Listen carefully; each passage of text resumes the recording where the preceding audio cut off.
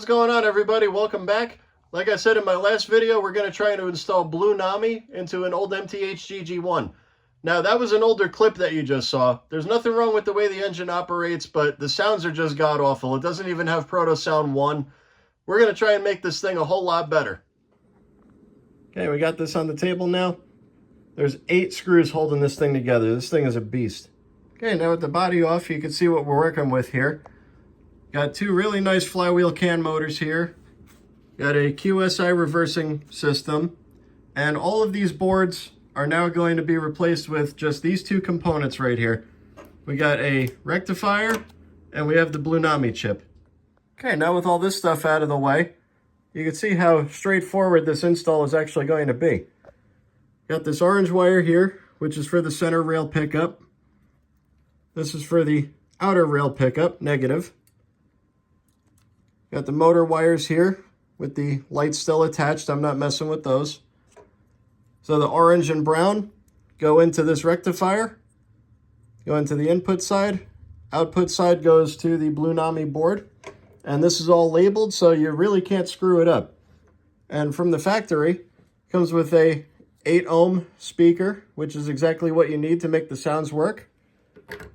I think this is actually going to go pretty smooth. Okay. So I just did some minimal soldering here. This you really don't even have to solder anything. I just wanted to run some heavier gauge wire and run the motors in series. But you got your 2 speaker connections here. Ground is here if you want to run separate lighting here. This is all if you want to run LED lights. I'm leaving these on here for now. I just want to experiment, see how this system works. And if I end up liking it, then yes, I will definitely install LEDs in this. Do marker lights and, you know, the whole thing with it. Problem now is just trying to figure out where to mount this stuff. For such a large engine, there's not a whole lot of real estate in here to mount these things. So I'm gonna have to do a little playing around with that. Okay, here we are on the layout.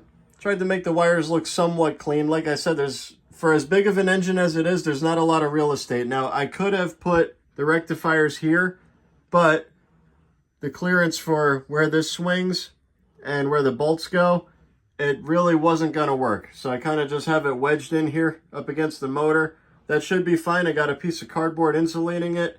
And the Blunami board, I have it insulated with the factory carbon paper.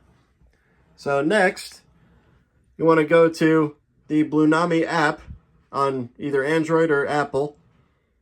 Open this. Make sure that you have Bluetooth enabled. Once you put power to the track, okay, you hit scan. It'll automatically read. So right now, this locomotive is connected. Now it's just going to load into the phone, tablet.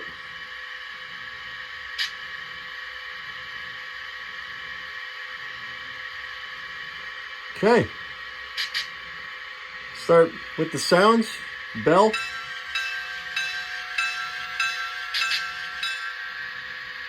Short horn. Long horn.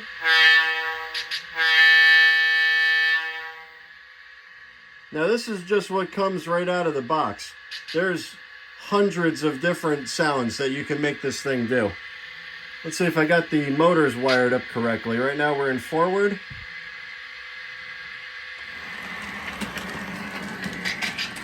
Sweet.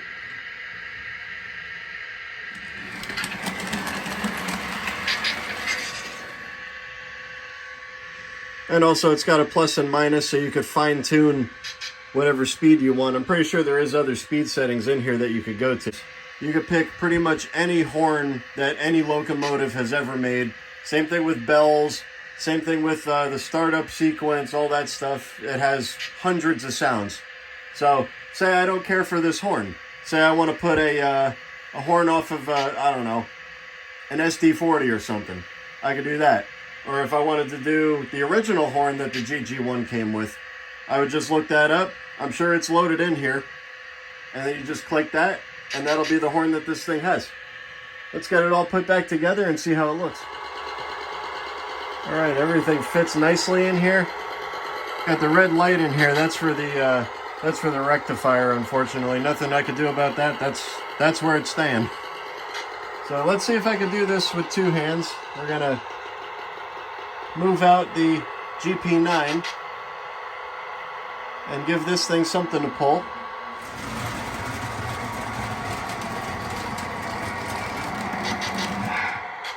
Okay, I'm gonna have it pulling this freight train. Unfortunately, I didn't want to have to take all this stuff off to put my Madisons back on, but oh well, this is only a test. Let's see how we go.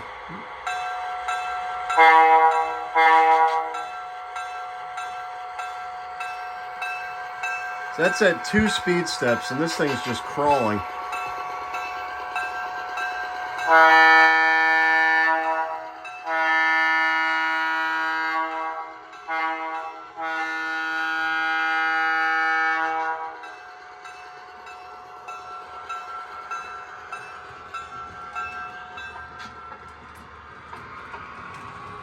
Let's get it up to speed.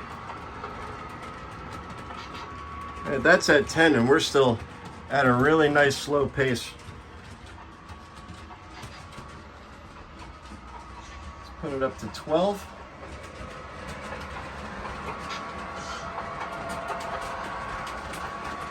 Beautiful.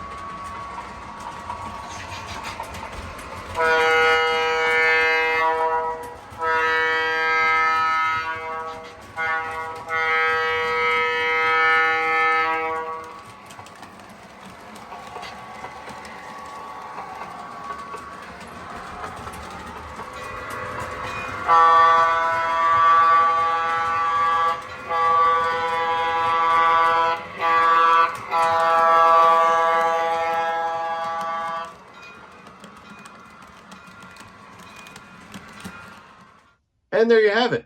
Super easy installation. Only took me roughly an hour to do this entire project. And it's a project that definitely doesn't break the bank.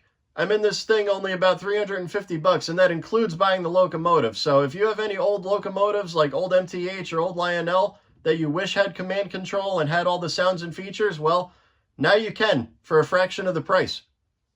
So what are my final thoughts on this system? Well, this is the biggest game changer to hit the O-scale market in probably the last 30 years. I love how you have full functionality of all features and sounds that you could possibly think of, different lighting sequences, startup sequences. The only thing that I wish that they would do is I wish that they would come out with a chip that has a built-in rectifier. So like always, like, subscribe. I will definitely be doing some more of these things in the near future. Don't forget to hit that notification button, and I will see you next time.